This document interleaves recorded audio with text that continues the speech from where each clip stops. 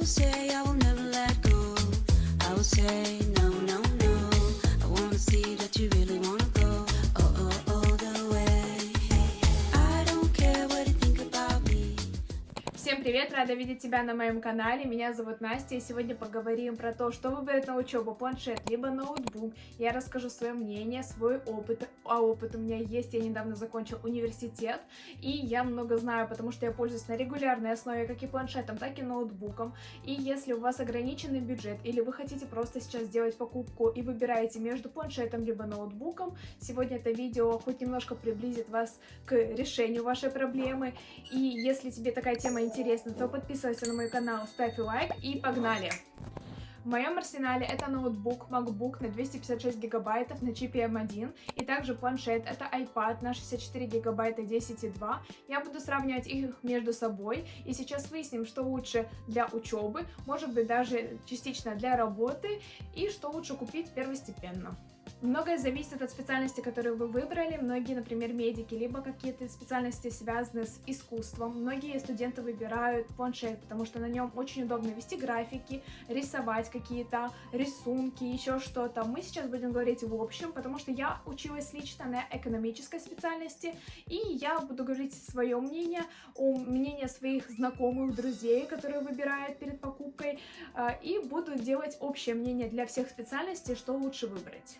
Начнем с преимуществ планшета. Это, конечно же, конспекты. Они эргономичные, компактные, удобные. Удобно хранить конспекты, удобно писать. Раньше я писала конспекты, это была пачка тетрадей. Сейчас это все хранится в планшете и заменяет целую пачку тетрадей.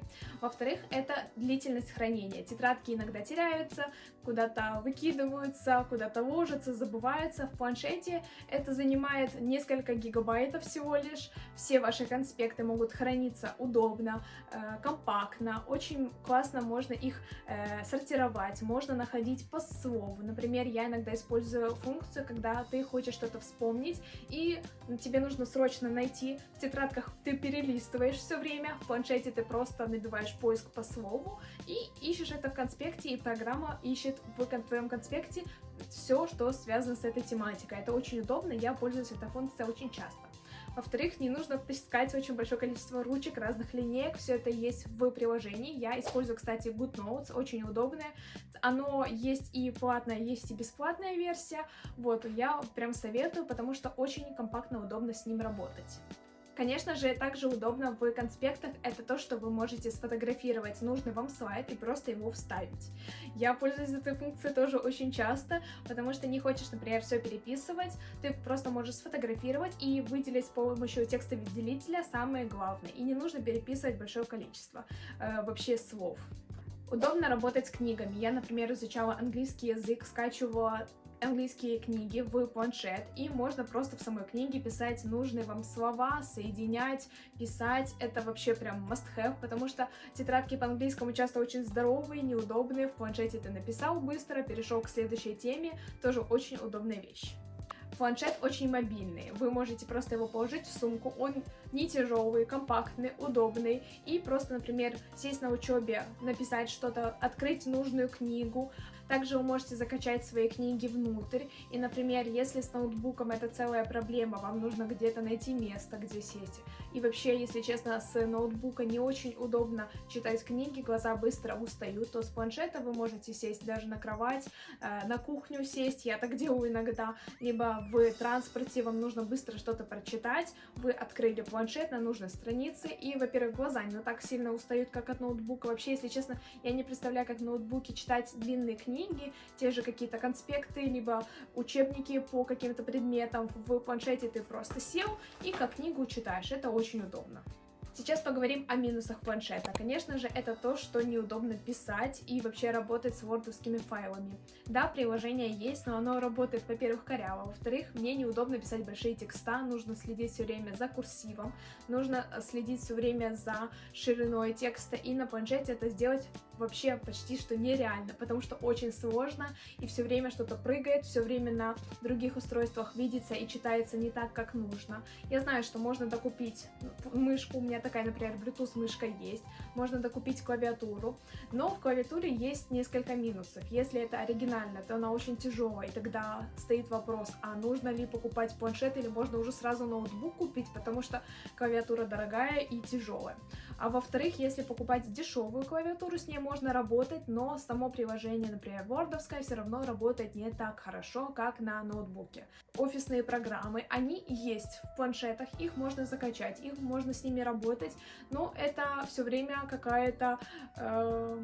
какие-то коленки, какие-то выходы из ситуации, потому что ты все время врезаешься в какой-то потолок планшета, ты не можешь какие-то функции сделать, ты все время не можешь как-то напечатать, ты не можешь все время следить за курсивом, и все время это меня, например, лично раздражает.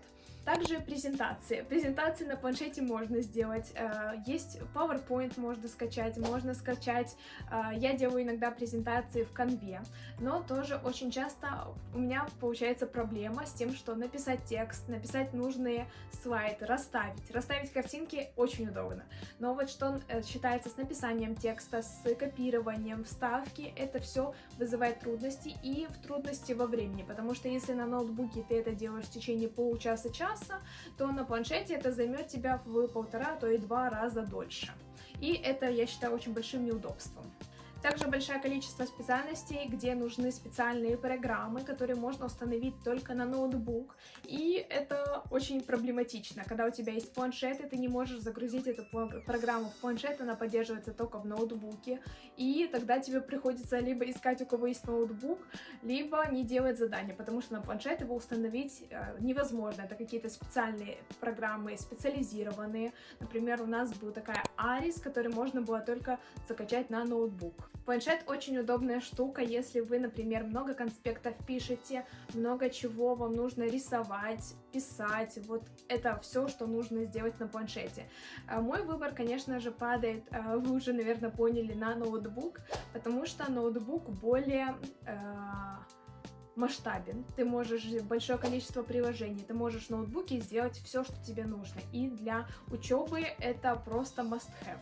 Планшет всегда ударяется в какой-то, опять же, потолок, все время что-то работает не до конца корректно. Ну, я не говорю про конспекты, например, про Excel, я говорю про вордовские какие-то офисные программы, про PowerPoint, про разные приложения с презентациями. Мне лично очень неудобно работать с презентациями, иногда я расставляю картинки на планшете, но весь текст я делаю на ноутбуке. Также учеба в универе, в колледже, в школе требует от вас регламентированных работ. Это работы в Word, это работы в PowerPoint. И, например, на планшете, если вы их можете сделать, то вы чаще всего будете ее переделать несколько раз, потому что очень сложно проследить за правильным шрифтом, за правильным абзацем. И в моем, например, универе, и во многих, я знаю, к этому очень относятся строго. На планшете это делать безумно неудобно, ты переделаешь много раз, и вообще следить за этим, ну, мне кажется, иногда нереально. Поэтому покупка ноутбука более базовая. Вы можете на ноутбуке сделать все виды работ. Это делать легко, удобнее, чем на планшете большинство вещей. Также ноутбук тянет все программы. На ноутбуке вы можете правильно все увидеть и передать это руководителю, вашему преподавателю, потому что на планшете иногда искажается вид. Например, если вы вытаскиваете на презентации какие-то вещи, то оно может быть искажено. Также какие-то печатные версии, тоже Word, вы печатаете, и в копицентре вам говорят, у вас неправильный абзац, у вас неправильный шрифт, все слетело, переделайте всю работу. Это очень неудобно. На ноутбуке вы можете сделать большое количество разных работ, и ноутбук все тянет. Все программы, которые для учебы, он всегда с ними справится.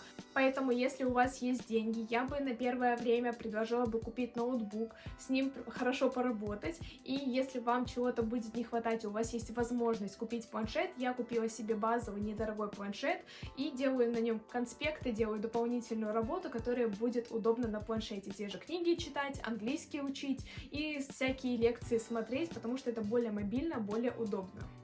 Что удобно, если у вас есть и ноутбук, и планшет, вы можете сделать из этого большое количество окон. Например, на ноутбуке вы можете сделать 2 окна, на планшете вы можете еще 2 окна сделать и соединить их вместе. Например, Apple это позволяет сделать из несколько окон. Я иногда этим пользуюсь, потому что мне иногда нужно открыть конспект, открыть книгу и открыть еще, например, презентацию. И вот у меня стоит ноутбук и планшет рядышком. Ноутбук я поделила на 2 страницы, и планшет рядышком стоит с презентацией. Это очень удобно в работе.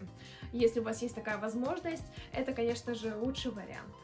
Это видео подходит к концу, надеюсь, я не затруднила ваш выбор, а наоборот помогла вам с решением, потому что я перед покупкой просмотрела миллион видео, что выбрать, планшет либо ноутбук, что за свои деньги будет мне удобнее, мобильнее, компактнее, на что больше будет, что я больше буду использовать в учебе. За свои деньги мне хотелось максимального эффекта, и поэтому я купила ноутбук, потом дополнительно, когда появились финансы, я купила планшет, и сейчас я просто кайфую от работы, от учебы, потому что я могу сделать все базовые задания на ноутбуке, иногда что-то подстраховать, более улучшить на планшете.